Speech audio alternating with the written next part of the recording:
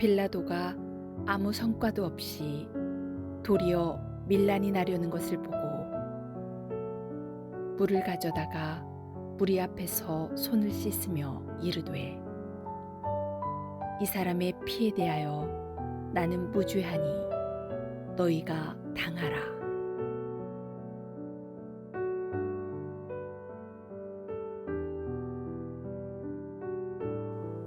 예수님은 산헤드린 공회에서 신문받고 사형 언도를 받았습니다. 대제사장과 유대인 지도자들은 사형을 집행할 권한이 있는 총독 빌라도를 찾아 예수를 십자가에 못 박아 달라고 요구합니다. 금요일 새벽 6시에 예수를 빌라도의 관정으로 끌고 왔습니다. 3가지 죄목을 제시했습니다. 로마 제국에게 세금 바치지 말라고 종용한 죄, 백성을 선동한 죄, 자기를 유대인의 왕이라 참칭한 죄 등입니다. 빌라도는 예수님을 직접 신문하였습니다. 내가 유대인의 왕이냐? 빌라도의 물음에 예수님은 내 말이 옳도다. 딱 한마디 대답하셨습니다. 그리고서는 모든 고소 사실에 대하여 침묵으로 일관하였습니다.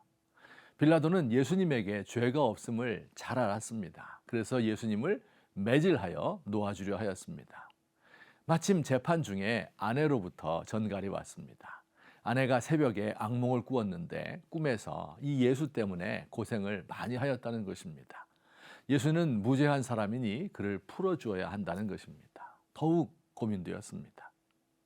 묘수가 떠올랐습니다. 6월절 명절이니 죄수 한 사람을 놓아주자고 백성들에게 제안해보자. 악질 살인강도 바라바나 예수님, 이 둘 중 누구를 놓아줄지 백성들에게 물으면 아마 예수님을 놓아주자고 할 것이다. 그러나 웬걸 백성들은 바라바를 놓아주고 예수를 십자가에 못 박으라고 외쳤습니다. 유대인 지도자들의 사주를 받은 것입니다. 언제는 호산나 찬송하리로다 하면서 왕으로 모시더니 이제 십자가에 못 박으라고 외쳐대는 것입니다. 빌라도는 예수님에게 죄가 없는 줄 알았지만 백성들과 유대 지도자들의 성화를 견디지 못하고 십자가에 못 박혀 죽도록 넘겨주었습니다. 이때가 약 오전 8시쯤 되었고 1시간 뒤 예수님은 십자가에 못 박혔습니다.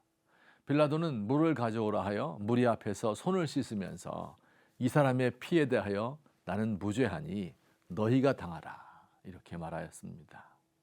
빌라도는 어떤 사람인가요? 희대의 악인이었을까요? 영원토록 저주받을 죄인인가요? 우리와는 전혀 다른 인종이었을까요?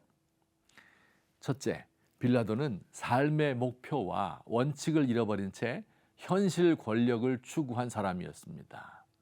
빌라도는 유대 총독직을 수행하면서 법과 원칙보다는 과연 자기의 총독직을 유지할 수 있느냐 여기에 모든 것을 걸었습니다. 때로는 잔인하게 사람을 죽여 그 피로 제사를 드리기도 하고 때로는 관용을 베풀기도 했습니다. 그에게 가장 중요한 문제는 무엇이 옳은가가 아니라 나에게 이익되는 것은 무엇인가 였습니다.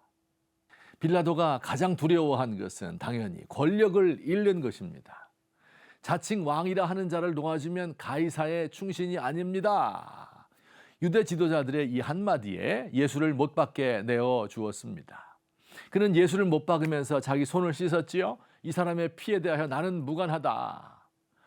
그러나 손을 씻는다고 해서 불의에 대한 책임이 없어지는 것이 아닙니다. 자기와 다른 사람을 기만하는 행동일 뿐입니다. 둘째, 빌라도는 사람의 내면 세계를 보지 않고 그의 외적인 형편만을 보았습니다.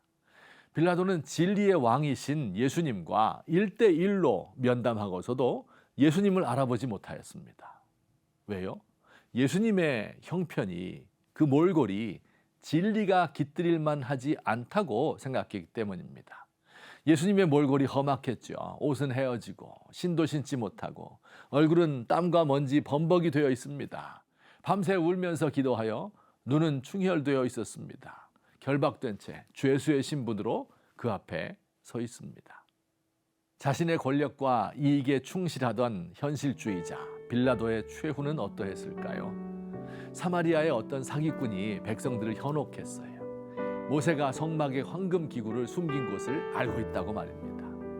군중들이 산기슭에 모였는데 그들 중 몇 사람은 무기를 휴대하고 있었습니다. 반란이 일어날까 두려워한 빌라도는 그들을 습격하여 잔인하게 살해하였습니다. 사마리아인들은 이 억울한 사실을 황제에게 호소했고 빌라도는 면직되고 말았습니다.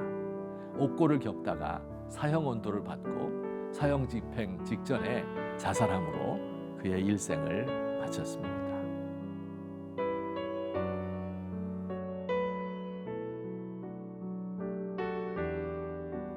예수님, 현실이 문제입니다. 먹고 사는 것이 우리 발목을 붙잡아 진리를 알아보지 못하게 하고 불의의 길을 걷도록 합니다. 주님, 우리 대한민국을 불쌍히 여겨주세요. 우리 그리스도인부터라도 이계 쪽이 아닌 의로운 쪽을 선택하게 해주세요.